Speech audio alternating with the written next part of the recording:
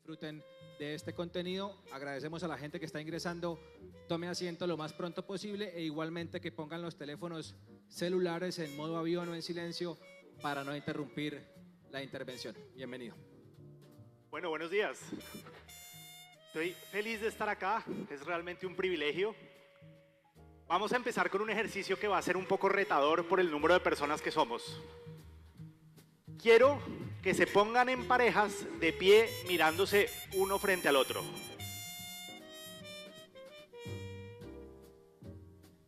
Y como somos 250, con un tono de voz bien bajito. Los que no tengan pareja, pregúntense por qué. Listo. Obsérvense 15 segundos. Recuerden mantener el tono de voz bajito, obsérvense 15 segundos. Ahora quiero que se pongan espalda con espalda. Con su pareja, los que no tienen pareja, tranquilos, así es la vida. Estás escuchando el radio, son las 11. Cambien Las 11 en punto en una 70. cosa de su apariencia física.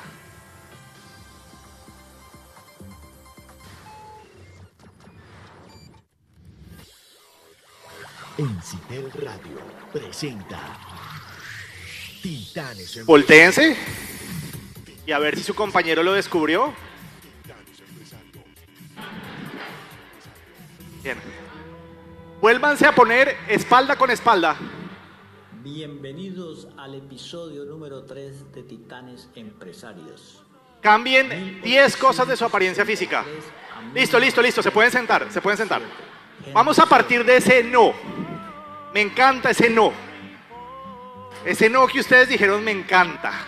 Fundador de Ford. Porque si ustedes no pueden transformarse, este es un ejercicio de transformación, si ustedes no pueden transformarse físicamente, si yo les digo cambien 10 cosas de su apariencia física y ustedes todos dicen no, ¿cómo quieren que la transformación sea percibida como algo sencillo? En realidad la transformación es algo muy complicado y la transformación digital aún más. Entonces mi objetivo hoy es darles 5 tips de transformación digital. Les voy a dar 5 cosas que yo creo firmemente les pueden servir a la hora de abordar la transformación digital. Voy a empezar contándoles una historia personal, que fue la primera vez que me tocó a mí pensar en transformación digital. Tenía 12 años. Llegué a clase y el profesor nos pidió a todos los alumnos escribir un ensayo de cómo nos imaginábamos el colegio del futuro. Yo no sé si ustedes pueden dimensionar lo que significa decirle a un niño de 12 años, imagina el futuro. Lo que sucedió es que casi todos los niños hicimos el siguiente racionamiento. Futuro igual tecnología. Entonces empezamos a quitar los profesores y a poner videos en VHS. No soy millennial. Empezamos a quitar la cafetería, empezamos a quitar todo, poníamos máquinas de vending, empezamos a robotizar el colegio y el resultado fue algo así.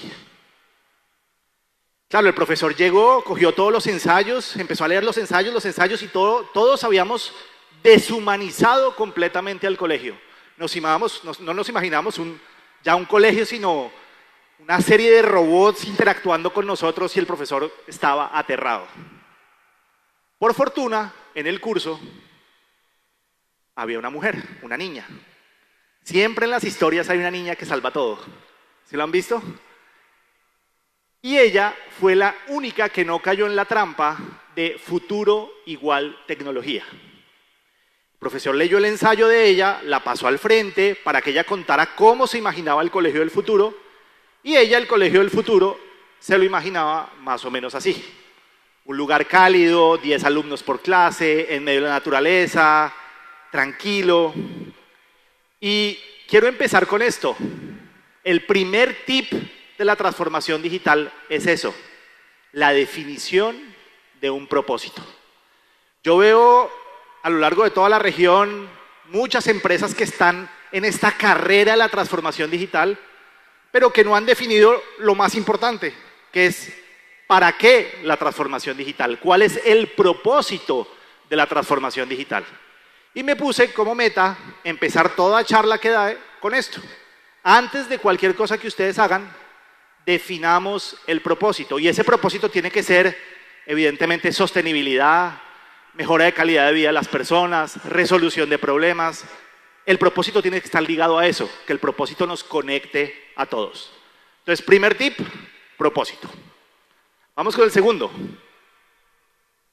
El mindset o la mentalidad con la que tenemos que abordar la transformación digital. Es un tema muy importante y les diría que hay un cambio de mindset muy grande que tenemos que tener. Hace unos años, hace 20 años, la tecnología era esencialmente una herramienta de optimización. ¿Por qué se implementaba tecnología? Para vender 10% más, para ahorrar 10% de costos, para economizar 10% de algo. En fin, el mindset o la mentalidad con las que las empresas invertían en tecnología era una mentalidad de optimización. Evidentemente, con Internet y con la interconectividad que vivimos hoy en día todos, ya la optimización no es suficiente. Esto ustedes lo pueden ver con un siguiente elemento. Hasta hace unos 20 o 30 años, los responsables de tecnología de las empresas le reportaban al director financiero. ¿Todavía hay empresas aquí que sea así? En fin, cuando ustedes le reportan al director financiero como responsable de tecnología, es básicamente porque a ustedes lo están percibiendo como un costo. Y su rol es simplemente de estar optimizando ese costo. Pero ¿qué pasa? Empezaron a surgir empresas como Google, como Facebook, como Amazon, que son historias de unos chicos en un garaje haciendo cosas y que logran impactar globalmente con su tecnología. Entonces, como que de alguna manera decimos, no, ya la tecnología no es solamente un elemento de optimización. Realmente, desde la resolución de problemas locales, se puede impactar todo el mundo. Entonces, un poco la mentalidad que ustedes tienen que tener hoy, con toda la charla que les voy a dar, es esa. Piensen en la tecnología como algo que puede multiplicar 10 veces lo que hacen ustedes hoy en día. No solamente optimizar, sino realmente multiplicar 10 veces lo que ustedes pueden lograr. Ha habido mucha frustración alrededor de la transformación digital porque las empresas en la región se ponen techos demasiado bajitos.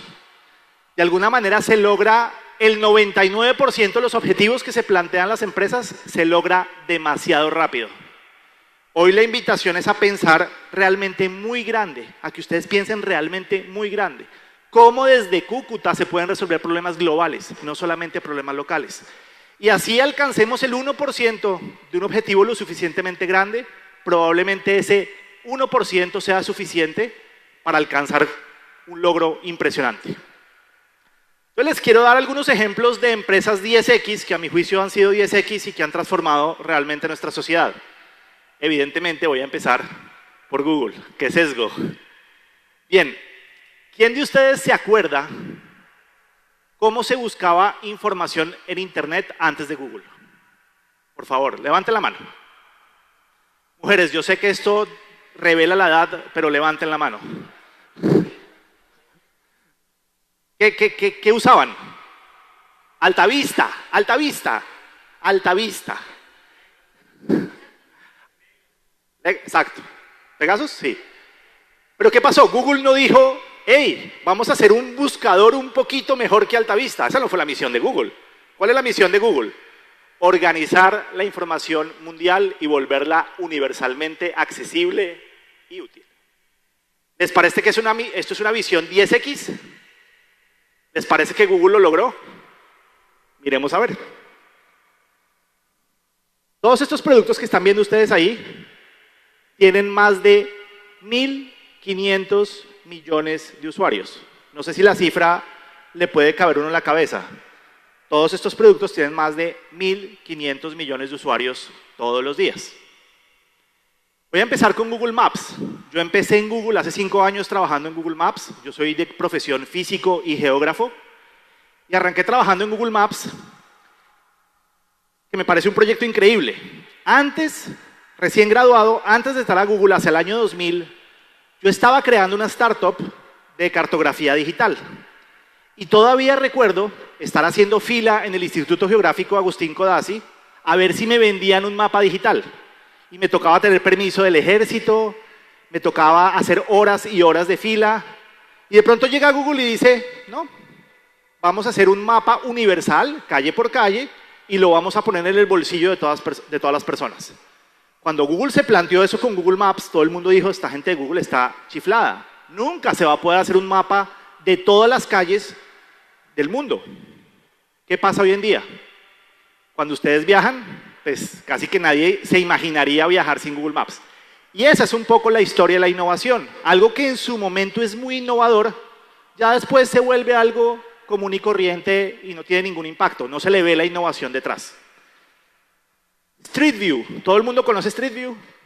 Imagínense lo que la gente dijo cuando Google dijo, vamos a mapear todas las fachadas de las ciudades del mundo. Parecía una cosa totalmente loca. Hoy en día hay un proyecto que se llama Google Art Project, que se pueden visitar todos los museos del mundo desde el celular.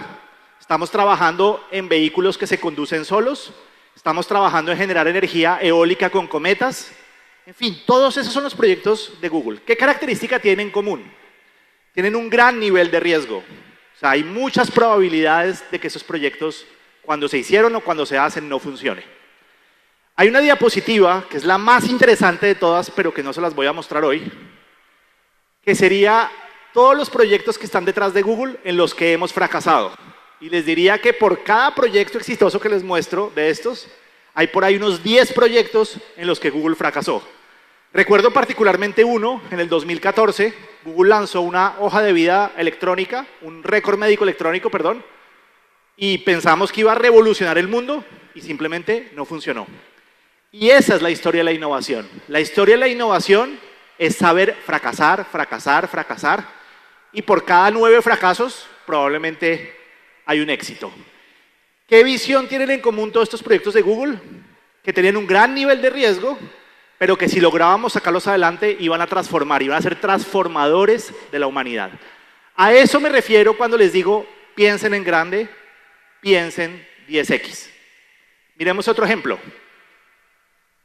Tesla, ¿todo el mundo conoce Tesla? Tesla es impresionante, ha estado 5 veces a punto de quebrar. Hace 5 años un vehículo de Tesla tenía aproximadamente 200 kilómetros de autonomía, vehículos eléctricos. Y Tesla siempre ha sido fiel a su misión, vamos a masificar el uso de vehículos eléctricos. Es impresionante cuando uno viaja a Estados Unidos y es que empieza a ver redes de concesionarios de abastecimiento eléctrico por todo el país, cuando la demanda todavía es chiquitica, pero ya Tesla de alguna manera se está preparando para cuando se masifique el uso del vehículo eléctrico. La última vez que viajé a Silicon Valley y que probé un vehículo de Tesla, no era este, ya los vehículos de Tesla están en 600 kilómetros de autonomía y están proyectando para el 2020 estar en 1000 kilómetros de autonomía. 600 kilómetros de autonomía en Estados Unidos no es suficiente. 200, 600 en Estados Unidos es como ir a la panadería del barrio. Realmente en Estados Unidos se necesita 1000 kilómetros de autonomía y a eso le está apuntando Tesla para poder ser transformador. Entonces, estas empresas siempre han hecho lo mismo. Le apuntan a objetivos suficientemente grandes con muchísimos retos, pero yo creo que esa es la aventura del emprendimiento. Esa es la aventura a la cual uno se tiene que arriesgar cuando emprende. Esa es la visión 10X. Entonces ya tenemos dos tips. Primero, y el segundo, mindsets. Bien. Vamos acercándonos un poquito más al cómo. Y hay un tercer componente que a mí me encanta, que es el componente de escala. Ese gran concepto de escala que me parece fundamental en el emprendimiento. ¿Quién de ustedes se vio la serie Cosmos de Carl Sagan? Por favor, levante la mano. Ah, bueno, hay geeks aquí también. En esta serie Cosmos hay un capítulo que explica las escalas del universo, que viaja a través de las distintas escalas de 10, parte de 10 a la más 23 y viaja hasta 10 a la menos 14, y muestra cómo en cada escala hay todo un universo, desde el macroscópico hasta el microscópico. Es bien interesante pensar lo mismo, usar esta analogía para los negocios. ¿Qué tan preparado está su negocio o su emprendimiento para operar con un cliente, con 1000 clientes, con 1 millón de clientes, con 1000 millones de clientes? ¿Qué tanto su negocio sabe escalar? ¿Sabe subirse y bajarse? Veamos un ejemplo para entender este concepto de escala que a mi juicio es uno de los más importantes que hay que entender en el emprendimiento digital. Tomemos un caso típico de una actividad humana que tiene problemas de escala. Los hospitales. Un hospital para atender 100 pacientes necesita 100 camas, ¿cierto? Para atender 200 pacientes necesita 200 camas, para simplificarlo. Pónganle escáneres, pónganle todas esas cosas que le toca pagar a los hospitales. ¿Qué está pasando ahí? Le toca duplicar su infraestructura para duplicar su número de clientes. Ese es intrínsecamente un problema de escala. Si quiero multiplicar por 10, que es el objetivo de esta charla, mis clientes o mis pacientes debería multiplicar por 10 mis infraestructuras físicas. Y ahí es donde uno dice, eso es difícil. Pero si nos ponemos a pensar, hoy en día, más que nunca en el universo, las personas están absolutamente preocupadas por su bienestar físico. Pilates, yoga, CrossFit, ¿lo han sentido? ¿Lo han visto? Todo el mundo está preocupado. Bueno, yo no, pero en general la gente vive realmente preocupada por su apariencia y su bienestar físico. Entonces, yo lo que me pregunto es si los hospitales y las clínicas son aquellas entidades que más información tienen sobre cómo cuidar la salud. ¿Por qué en sus modelos de negocio solo está arrancar con el paciente cuando pone el pie en el hospital y termina cuando el paciente saca el pie del hospital? ¿Por qué no hacen inventado modelos de negocio un poquito más creativos de mantener una relación con los pacientes más allá de sus instalaciones físicas? ¿Quién de ustedes usa Netflix? ¿Cuánto vale Netflix hoy en día? ¿30.000 pesos más o menos? Ok, más o menos. Pregunta, ¿ustedes pagarían 30.000 pesos para que alguien les dijera, 30.000 pesos al mes, para que alguien les dijera cómo alimentarse mejor, qué tipo de ejercicios hacer, hacerles un programa, una dieta, todo un esquema de protección de su salud? ¿Lo harían? ¿Eso qué le permitiría ganar al hospital? Escala. Entraría en un mundo de salud preventiva, entraría en un mundo donde primero empezaría localmente con sus pacientes, pero si funciona para Cúcuta, funciona para Colombia, si funciona para Colombia, funciona para Perú, si funciona para Perú, funcionaría para América Latina y probablemente funcionaría para el mundo. Y es ahí donde uno empieza a entender cómo esos modelos de negocio pueden cambiar. El modelo de salud correctiva que vivimos, donde solamente atendemos pacientes con un problema, pues tiene grandes problemas de escala. Pero se podría empezar a reemplazar por un modelo de salud preventiva donde empiezo a tener una relación con los pacientes antes de que estén en la institución y eso podría tener una escala global. Esto lo pueden aplicar, esto que hablamos de salud, lo pueden aplicar exactamente igual a universidades y a un montón de actividades humanas donde los conceptos de escala son fundamentales. Entonces ya tenemos 3 tips de 5. Primero, segundo y tercero. Perfecto, nos quedan solo 2. Vamos a hablar de 2 tips que me parece que de alguna manera amarran todo esto. Y es la organización, cómo nos organizamos en las empresas. Y vamos a dejar tecnología para la última parte. Sí, tranquilos, les voy a hablar de tecnología, pero lo vamos a dejar para la última parte. Hablemos de la organización. ¿Cómo nos organizamos en las empresas? Resulta que, como se hablaba hoy en la charla precedente, casi toda la forma en que trabajamos hoy en día en las empresas la heredamos de esta primera revolución industrial. El concepto de vacaciones, el concepto de sindicatos, el concepto de horarios de trabajo, todos esos conceptos que hoy en día nos parecen tan naturales, en realidad fueron conceptos que se fueron estructurando en la primera revolución industrial. ¿Qué pasaba en esas primeras revoluciones industriales? El hombre estaba esencialmente concentrado en transformar la materia. Y en esa transformación de la materia estaba muy separado el hacer y el pensar. Había mucha gente haciendo cosas y muy poca gente pensando, ¿sí? Y por eso es que mucha de la forma en cómo nos organizamos hoy en día en las empresas es así. Muy poca gente pensando y mucha gente haciendo. Esta estructura piramidal que todavía persiste en muchas organizaciones, fue esencialmente heredada de esa primera revolución industrial, donde, como les digo, el foco era transformar la materia. ¿Ustedes creen que eso aplica hoy en día? Sienten que eso no aplica, ¿cierto? Yo siento que, sobre todo los jóvenes, como que sienten como, esto no aplica. ¿Y qué está pasando? Pues resulta que hoy en día ya no estamos en un proceso de transformación de la materia. Estamos justamente en una revolución donde la información, el conocimiento, es lo que está mandando la parada, es lo que está transformando el mundo. A mí me encanta estudiar cómo los fenómenos o los paradigmas científicos evolucionan todos muy de la mano. Voy a hacer un pequeño paréntesis para contarles algo bien interesante. Y me puse a investigar cómo ha cambiado a lo largo del tiempo la percepción que tienen las personas sobre el cerebro humano.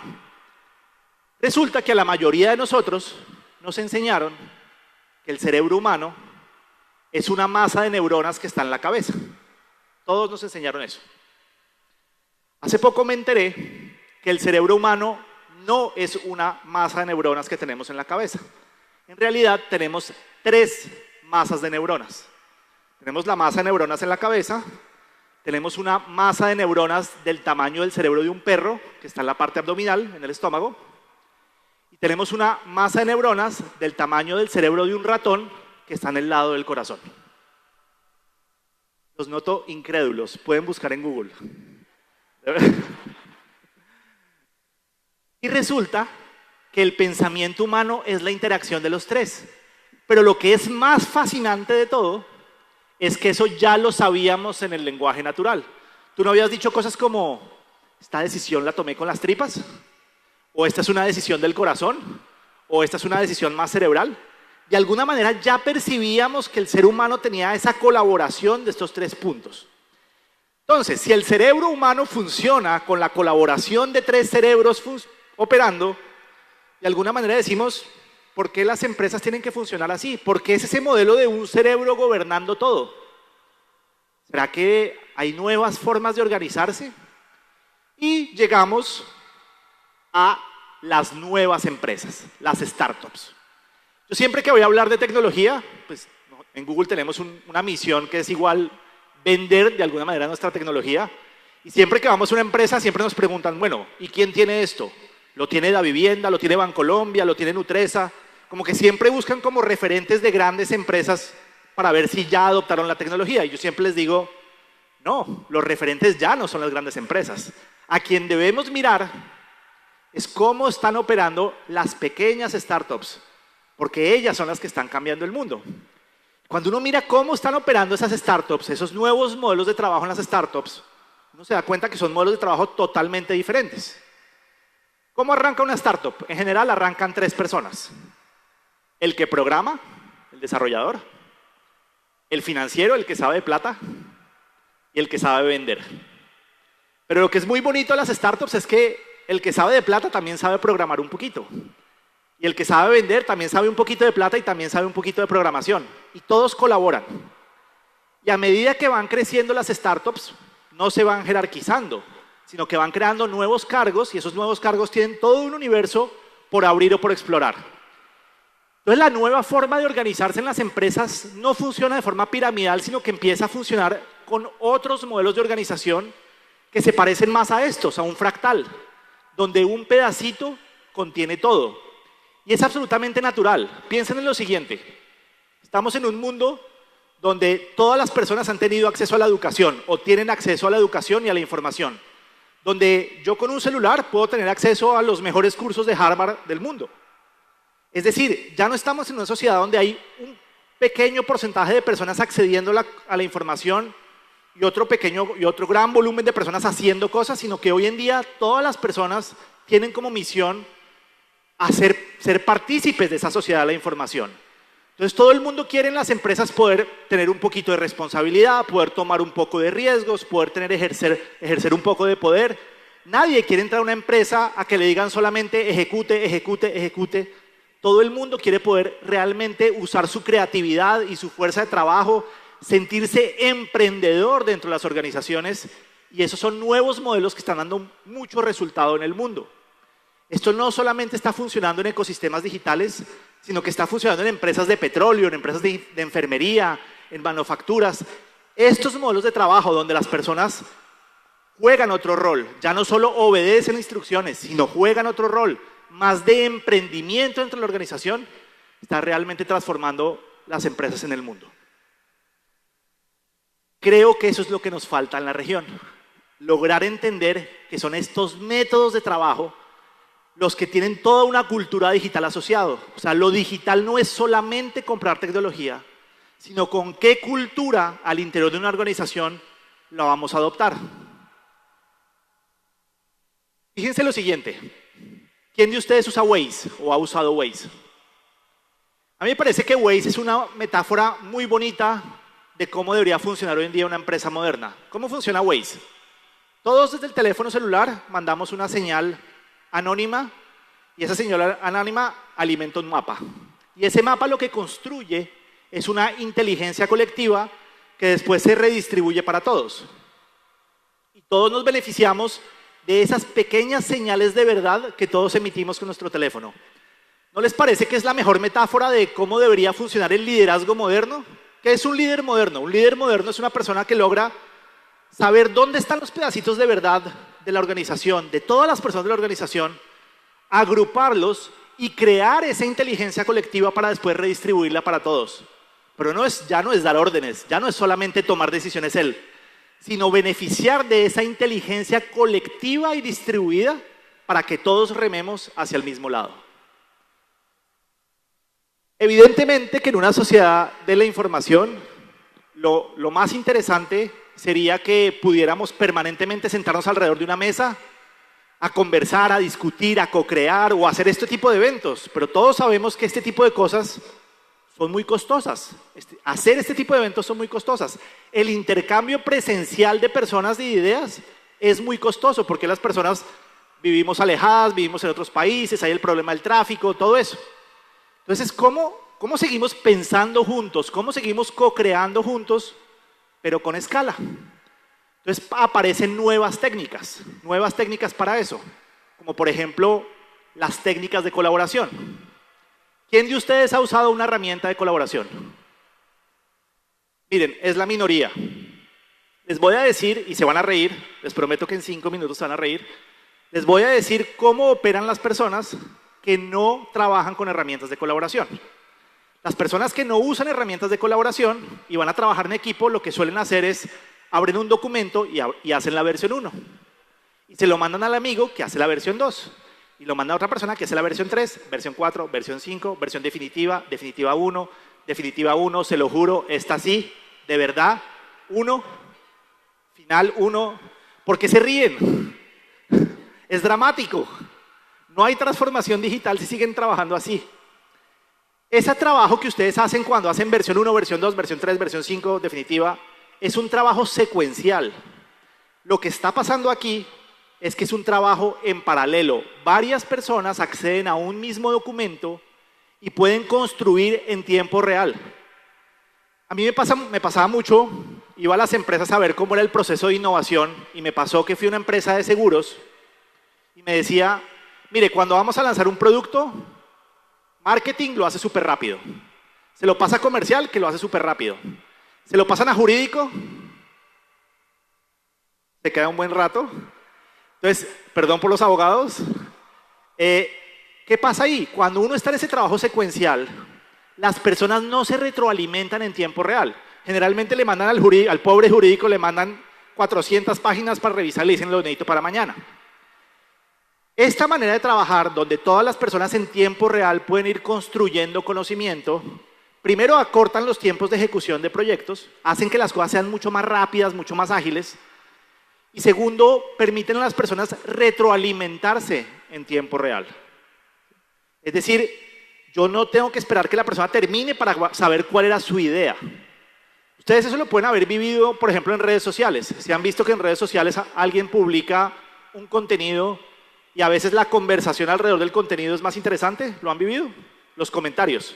Bueno, a veces son horribles, pero a veces son muy interesantes. Y esa construcción en tiempo real, esa retroalimentación en tiempo real es lo que genera una conversación digital. Y esta conversación digital es fundamental también para ganar escala.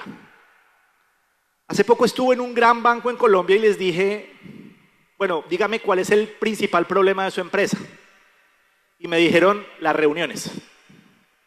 Porque uno de los funcionarios del banco decía, yo siento que llego a trabajar, hago reuniones y cuando llego a mi casa es cuando empiezo a trabajar de verdad.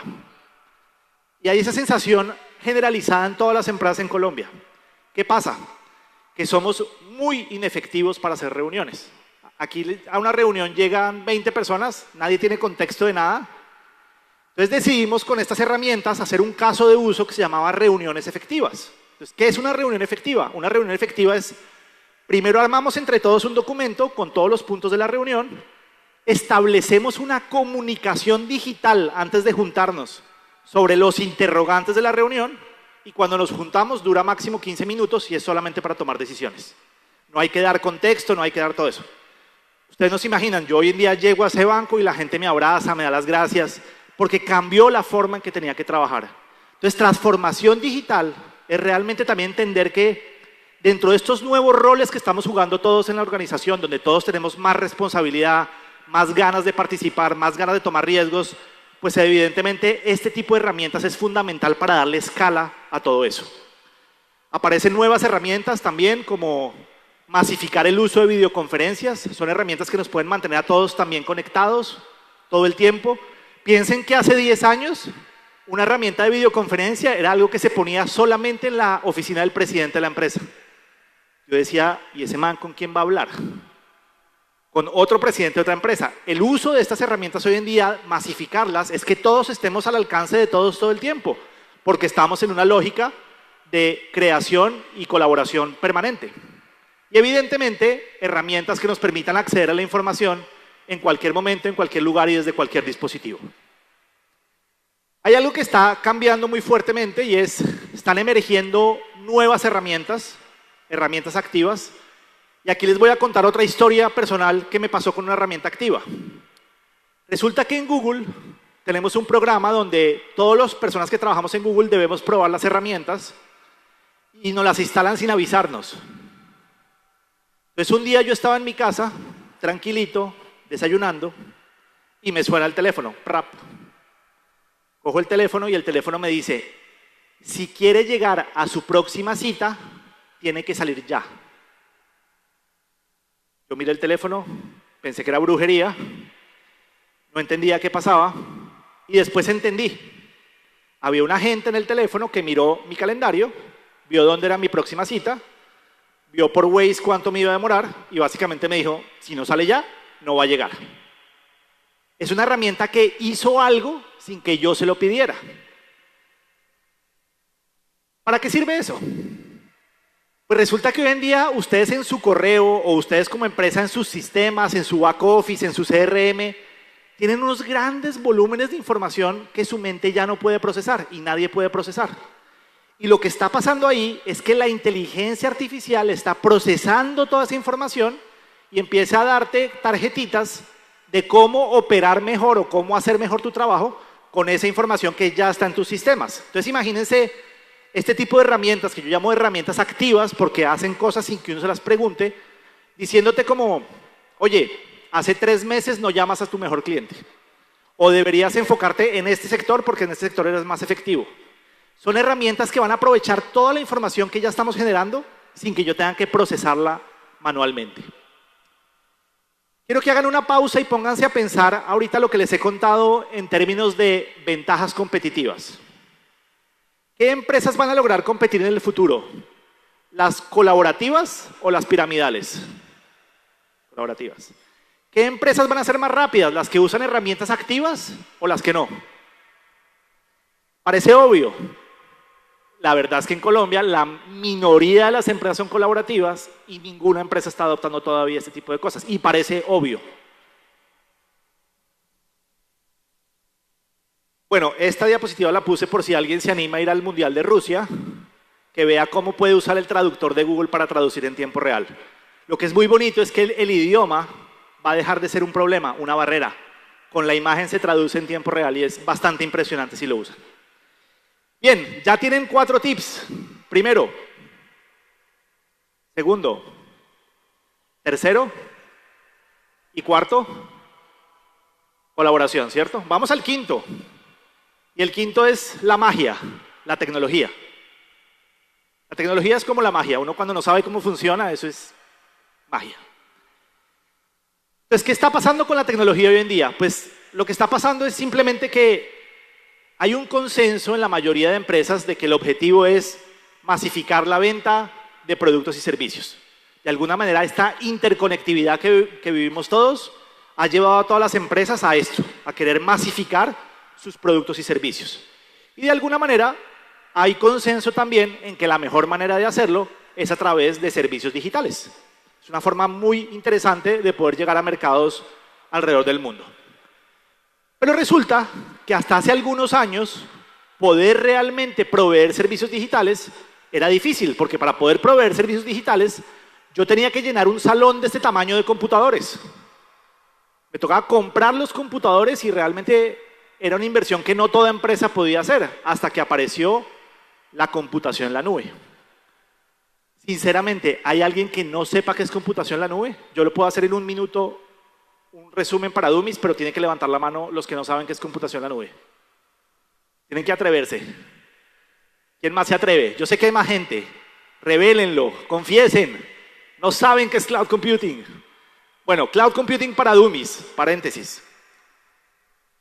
Cloud computing es simplemente la tercerización de la capacidad de cómputo.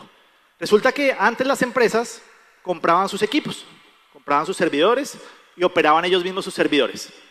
Llegó un punto en que los servidores no cabían en el cuarto y alguien dijo, venga, nos va a tocar alquilar una bodega en algún punto para llevarnos esto.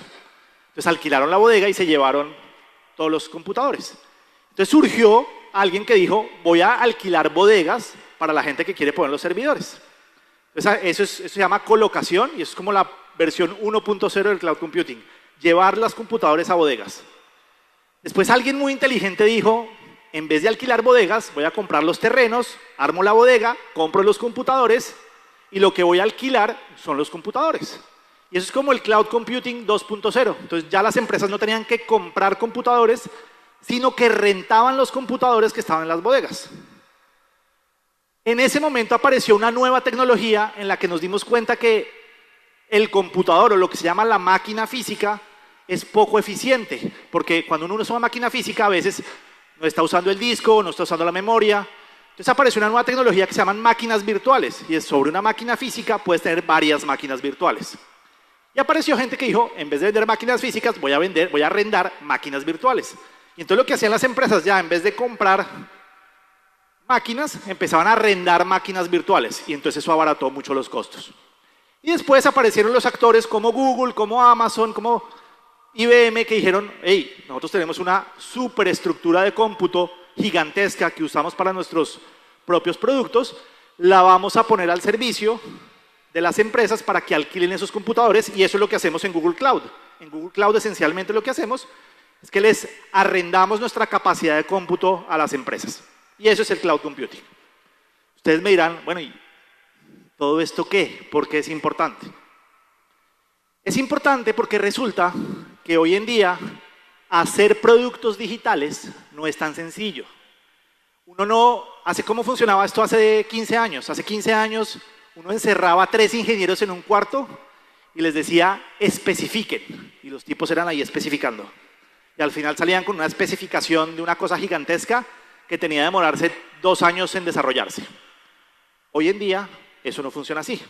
Hoy en día, ¿cómo funciona? Hoy en día los chicos están, bueno, venga, hagamos un producto mínimo viable resolviendo un solo problema, lo sacan, ensayan, miden qué funcionó, qué no funcionó y sobre todo dentro de lo que miden el comportamiento del usuario dentro de la plataforma. Qué botones pichó, qué usó, qué no usó, qué le gusta, qué no le gusta y todo eso empieza a generar unos volúmenes gigantescos de información.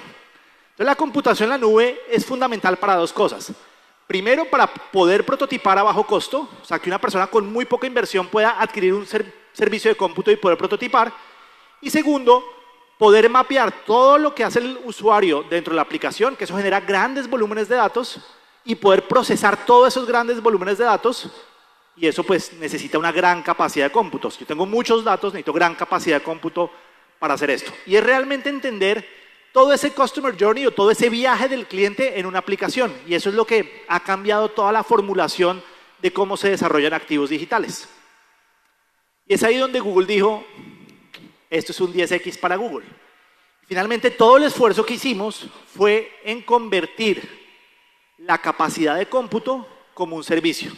Hoy en día, lo que antes le exigía a las empresas comprar computadores, hoy en día en Google lo convertimos en un servicio. Hoy en día la capacidad de cómputo es un servicio como la luz, como el agua, como cualquier cosa. Yo adquiero capacidad de cómputo sin comprar nada. Esto es importante porque las empresas hoy en día, las que van a ser más competitivas, son aquellas que logren tomar decisiones basadas en toda la información que producen. A ese tipo de empresas se les conoce como empresas data driven o que toman decisiones basadas en datos.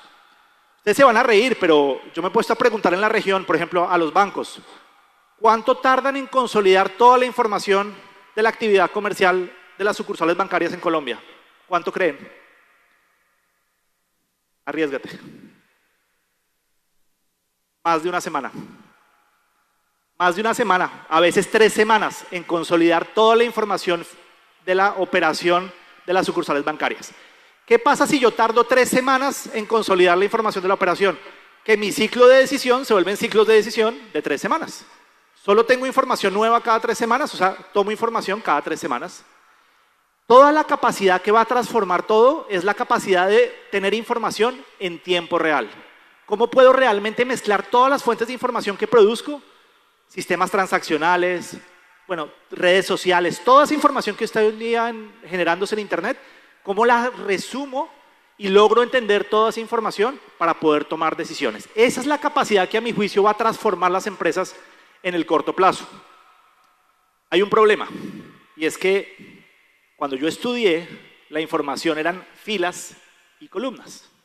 Facilito. Hoy en día la información no son filas y columnas. Hoy en día la información es información estructurada, que viene de sistemas transaccionales, e información no estructurada, que viene de imágenes, podcasts, redes sociales, y justamente el reto es que la información hoy en día se ve como un espagueti así. Entonces toca empezar a desarrollar técnicas para transformar en esto, información que yo pueda digerir y procesar para realmente poder tomar decisiones. Y es de ahí donde viene todo este desarrollo que ustedes seguramente oyen hablar, que es de Big Data y Analytics. Es cómo puedo yo integrar todas las fuentes de información que se están generando, ponerlas al servicio de mi negocio y que esa información me ayude a tomar decisiones. Algunos ejemplos interesantes, por ejemplo, ¿qué información de las redes sociales está impactando en la caja de un negocio? ¿Cómo mezclo yo información de redes sociales con información transaccional para ver qué tipo de publicidad en línea está funcionando y está generando facturación? Ese tipo de proyectos de mezclar distintas fuentes de información son muy importantes. Viene algo que a mi juicio va a ser absolutamente transformador y se habló un poquito esta mañana y es la inteligencia artificial.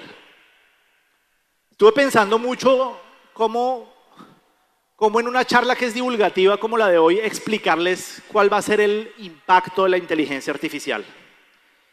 Y se me ocurrió una metáfora, volviendo un poquito a esta época, a la revolución industrial. ¿Cuál fue para ustedes el elemento más importante de la revolución industrial que transformó todo? ¿Qué componente tecnológico? Mecanización, exactamente. El motor. El motor fue lo que cambió todo. Porque yo estaba en un proceso de transformación de la materia y llegó el motor a reemplazar esa fuerza humana y a transformar la materia solo. Entonces, si vemos el motor como fuerza artificial, entendamos el motor como fuerza artificial, podemos entender lo que va a significar la inteligencia artificial en la época de los datos. La inteligencia artificial va a estar igual, va a ser algo igual de impactante que el motor en 10 o 20 años. ¿Qué pasa con el motor? El motor lo vemos en todas las actividades humanas. Hasta en un cepillo de dientes hay un motor. Eso va a empezar a pasar. La inteligencia artificial la vamos a empezar a ver en absolutamente todas las actividades humanas. Y la inteligencia artificial no es nada distinto a poder procesar grandes volúmenes de información, entrenar modelos y que esos modelos hagan predicciones. Adivinen qué va a pasar con los datos. Es solamente eso la inteligencia artificial. Entonces, ¿para qué va a servir todo esto que les conté hoy? Va a servir, por supuesto, para emprender. El emprendimiento es la base de todo esto. Muchas empresas van a empezar a ofrecer servicios relacionados con data, con inteligencia artificial. Les voy a hacer una pregunta a ver si alguien le atina. ¿Aquí en Cúcuta hay Rappi? No, no hay Rappi, pero ¿conocen Rappi? Listo. ¿Quién se atreve a decirme cuál es el modelo de negocio de Rappi?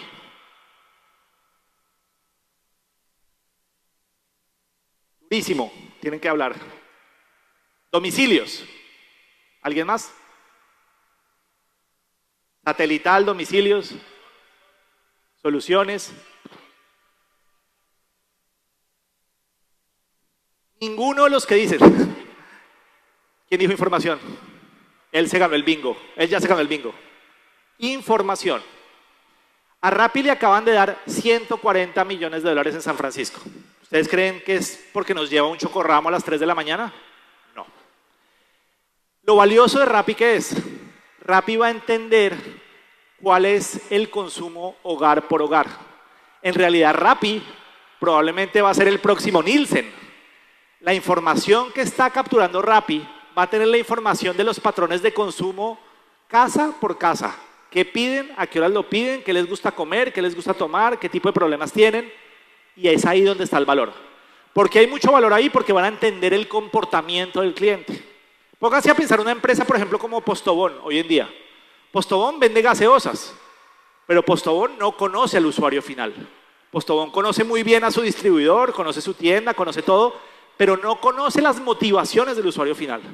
Una empresa como Rappi, con toda la información que está generando, puede conocer al usuario final. Y si yo conozco al usuario final, quiere decir que puedo innovar para el usuario final. Yo no puedo innovar si no tengo información sobre el usuario sobre el cual quiero innovar. Y eso es lo que está transformando realmente toda la economía digital. Si ustedes se ponen a ver, toda la economía digital gira en torno a los datos. Y si bien el modelo aparente de Rappi es domicilios, logística, satelital, todo eso, el verdadero negocio está en toda la data que está compilando Rappi y que va a poder monetizar sobre el comportamiento de las personas y sobre los hábitos de consumo de las personas. ¿Para qué más sirve esto? La inteligencia artificial. Están apareciendo chatbots, que es un chatbot, es una máquina que responde vía chat, vía texto, una serie de preguntas utilizando la inteligencia artificial. Entonces hoy en día estamos viendo que empresas que tenían un call center de 1000 personas respondiendo preguntas siempre las mismas, pueden poner un motor de inteligencia artificial a responder ese primer nivel de preguntas y pues hay una reducción de costos impresionante y las personas las pueden reutilizar para otro tipo de actividades. Individualización de productos. Eso tal vez es de los esquemas más interesantes utilizando la inteligencia artificial que han surgido. Tengo un ejemplo en la cabeza. Hace poco estuvimos visitando una empresa de seguros para autos, que nos decía que una de las problemáticas que tenían era que las pólizas de seguros para autos eran cosas que iban a la baja, eran precios que iban a la baja, porque básicamente no hay una oferta de valor alrededor de eso. Entonces ellos dijeron que querían crear una oferta de valor alrededor de las pólizas de seguros y nos dimos cuenta que los asegurados de ellos todos tenían GPS, todos tenían un sistema de GPS, estaban reportando las coordenadas y lo que hicimos fue al compilar toda esa información de GPS de las personas y empezar a clasificar usuarios de distintos perfiles de riesgos con el GPS y lo que se hizo fue sacar pólizas individualizadas en función del perfil de riesgo. De esa manera pudimos a la gran base de los asegurados ofrecerle pólizas mucho más bajas de lo que ofrecía el mercado. Esas son técnicas de individualización de producto utilizando información del cliente. Y pasa lo mismo con el e-commerce, pasa lo mismo con los bancos. Ustedes, por ejemplo, cuando se meten a un e-commerce, ustedes no quieren que el e-commerce les presente todo el catálogo de productos. Ustedes lo que quieren es que el e-commerce les presente los productos que más les interesa. O, por ejemplo, si se meten a un portal bancario, que si ustedes ya tienen una casa, pues que no les ofrezca un crédito inmobiliario. Es como de alguna manera individualizo la experiencia del usuario utilizando la data para que esa data haga que el usuario pues de alguna manera se sienta más a gusto en mi aplicación o en mi modelo digital. Evidentemente estamos trabajando en resolver el problema de la omnicanalidad. Hoy en día 50% de las personas compra algo en una tienda después de haberlo visto por internet. Entonces, ¿cómo funciona toda esa omnicanalidad? ¿Cuáles son justamente esos modelos que permiten entender cuáles son los puntos de contacto de una persona antes de comprar? Y usamos también la inteligencia artificial para detectar modelos de churn. Modelos de churn es cuando una persona utiliza un servicio y cambia a otro.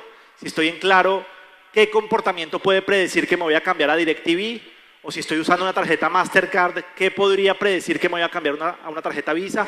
Hay una serie de comportamientos que se pueden medir digitalmente que podrían predecir este tipo de cambios. Y evidentemente algo que en Colombia nos resultaría muy útil, detección de fraude y de corrupción, también son temas que la inteligencia artificial puede medir con mucha exactitud cuándo se va a presentar un fraude a través de esas señales electrónicas. En fin, quiero terminar con un mensaje. Vean lo siguiente. Hace algunos años, entre Colombia y Estados Unidos o Europa, había un gap tecnológico grande. Es decir, nos llegaban tecnologías recicladas. Nos llegaba software que ya tenía 5 años de uso en Europa, nos llegaba a Colombia. Nos llegaba software que llevaba 5 años siendo utilizado en Estados Unidos, nos llegaba a Colombia.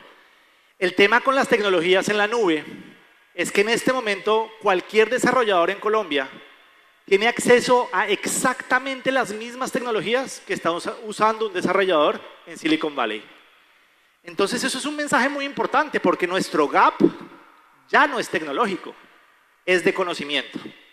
Y si logramos de alguna manera acceder a las tecnologías en la nube, adoptarlas y transformar nuestras organizaciones y crear nuevas empresas con estas tecnologías, pues sencillamente vamos a tener el mismo éxito que tienen los desarrolladores afuera.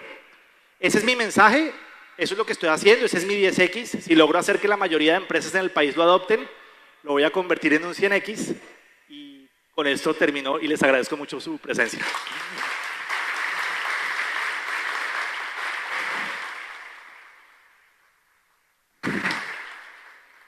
Si alguien tiene alguna pregunta para finalizar, de lo contrario... Ok, vamos a hacer 2 preguntas. 2 preguntas y terminamos. Allá hay...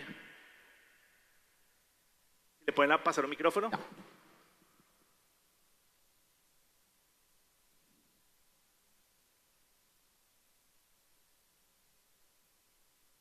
Buenos días.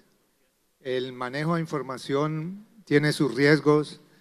Lo estamos viendo ahorita con el escándalo de Facebook, con el uso de Cambridge Analytica, de toda esta data acumulada en Facebook. Quería conocer su opinión acerca de eso y cómo podemos de alguna forma prever a futuro se va a manejar esto. ¿Sonido?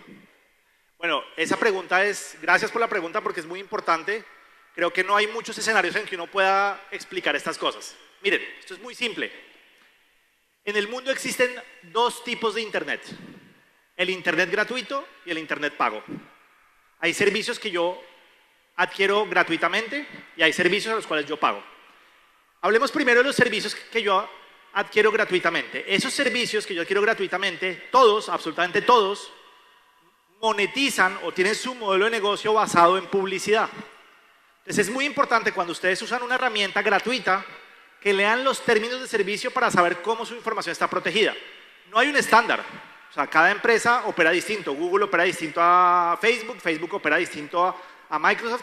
Es responsabilidad de los usuarios leer los términos de servicio sobre cómo va a ser utilizada su información en un modelo publicitario. Después está el Internet pago. El Internet pago es cuando yo le pago, por ejemplo, a Google por unos servidores. Ese Internet pago es otro Internet, ahí no hay publicidad. Ahí ustedes son los dueños absolutos de la plataforma, de su información, ustedes administran todo. Ahí no hay ningún riesgo de seguridad en ese tipo de Internet. Entonces es importante entender que hay esos 2 tipos de Internet. Hay un Internet gratuito, donde va a haber publicidad y hay que leer con mucho detenimiento los términos y condiciones. Igual lo de Facebook fue un resultado de una mala práctica de ellos, no de los actores de nube, eso es importante aclararlo. Y el Internet pago, cuando yo pago por un servicio como Google, como Netflix, cuando yo realmente pago por un servicio de nube, ahí sí no hay publicidad y en los contratos está realmente protegida la confidencialidad y pues toda la privacidad de su información. Es bien importante entender esas 2 diferencias.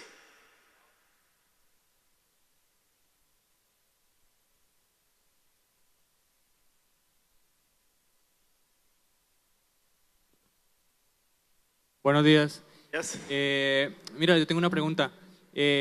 Entiendo que la innovación es el eje fundamental o uno de los ejes fundamentales de la transformación digital. ¿Cómo incentivar este proceso en una organización gigante como la universidad para que haga cosas como adopción de nube cuando ellos han tenido muchos años una infraestructura tradicional? Listo, esa pregunta también es muy buena. No te la voy a responder solamente en la universidad, sino en cualquier organización grande. Efectivamente, hay un problema en las organizaciones grandes cuando vienen los procesos de innovación, muy rápidamente se empiezan a chocar con el status quo. Y le ha pasado a los bancos, le ha pasado a los hospitales, le ha pasado a las universidades que empiezan a haber núcleos de innovación y no logran realmente innovar. Una de las prácticas que hemos visto que da resultados es realmente armar toda una unidad de negocio separada, armar como lo que se llama un Digital Factory, que no tenga que reportarle a ninguna estructura ya creada dentro de la universidad, sino que opere bajo otra lógica como si fuera una startup y que no tenga ningún KPI asociado al comportamiento de la universidad. Esa es la única forma que hemos visto que realmente se puede innovar.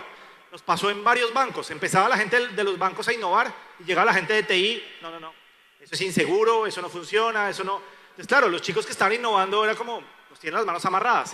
La única forma que funcionó fue como sacarlos. Cuando digo sacarlos es hasta sacarlos físicamente a otro lugar y que esa gente opere como si fuera una startup y cuando ya tengan algo funcionando, pues que esa atracción les ayude a relacionarse con la organización. Pero si arrancan desde el principio dentro de la organización tradicional, los va a matar la inercia, el pensamiento, no van a poder realmente subir. Entonces mi recomendación es siempre sacar la estructura, dejar que opere un tiempo y cuando ya madure, volverla a meter. Tampoco puede quedarse mucho tiempo afuera porque no impactaría la organización, pero volverla a meter cuando ya tiene cierta fuerza y cierta identidad propia. Bueno, muchas gracias. Gracias a todos. Gracias, profesor Edgar, muy amable. Terminamos así la primera parte de la agenda académica. Queremos invitarlos a partir de las 2:30 al complemento de la primera jornada académica. A las 2:30 tendremos la charla a cargo de Jairo Londoño Lacerna de IBM con el tema de inteligencia artificial y a las 4:30 tendremos a la persona de Microsoft que es Georgian Britton con el tema del centro de experiencia enlazado con Dell. Así que a las 2:30 los esperamos a todos.